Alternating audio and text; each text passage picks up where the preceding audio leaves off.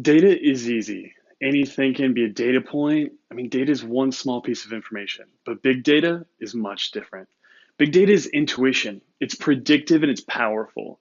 Working for a massive tech company like Oracle, I learned a lot of this on my own. But after reading Stephen Davidowitz's book, I know how little I actually knew about the possibilities of big data and what these machines are actually capable of. For my review of Everybody Lies by Stevens Davidowitz, I'm going to jump into three big things that I either agreed with or disagreed with in his book.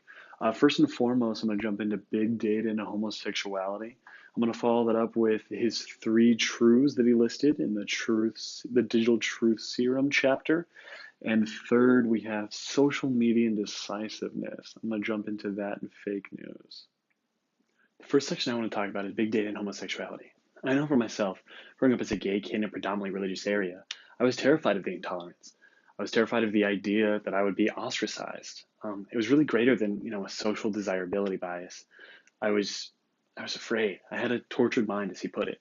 So his idea of using big data in a sense of the people who have Google searched for same-sex pornography, and coupling that with gay tests really did show the percentage of people in intolerant areas and tolerant areas that are afraid, that are ostracized, that have tortured minds.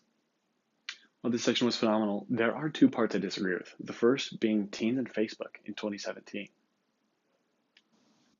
Articles by Forbes, Business Insider, and Ad Age all discuss the shift teens are making away from Facebook.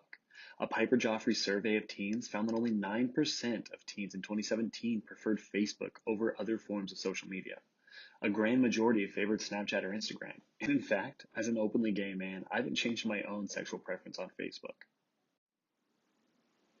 My generation and those after me simply aren't using Facebook like the generations before us. And I know it might be the only popular social media tool with sexual preferences embedded in it, but I feel like the data set's imperfect.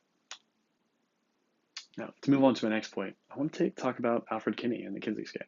The author only mentioned homosexuality when talking about same-sex pornography, without really mentioning bisexuality.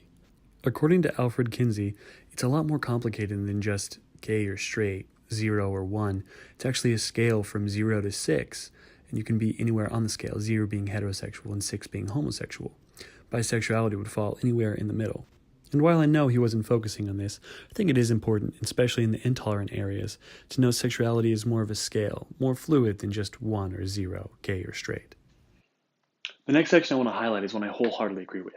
At the end of the tough to swallow chapter that was the Digital Truth Serum, the author points out three ways big data can help improve our lives on the grander scale.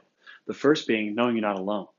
From his example of children being abused after the Great Recession to just teenagers suffering from depression, knowing you're not alone can really help them and boost morale. His second point was alerting us to those who are suffering. I know in his example, the Human Rights Campaign actually reached out to him so they could have more of the big data on the locations in which there was a high number of people Googling the gay test, so they can reach out to those areas and assist there. And his third point were problems leading to solutions.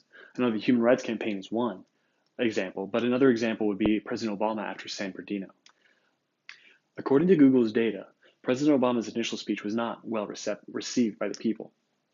In a follow-up one, months later, he used the one point that had the highest number of positive Google searches after it to give a whole speech about the positive impacts Muslim Americans have given to America as a whole, from architects and to sports feeds. President Obama focused on those, and it was much well received from Google data. For my final point, I want to bring up his data on political separation and the internet. The author argues that social media is bringing us together politically, but I still argue it divides us. It may have been before the time of fake news, but the author credits seeing other political views on social media to bringing us together. In reality, social media is driving us apart politically.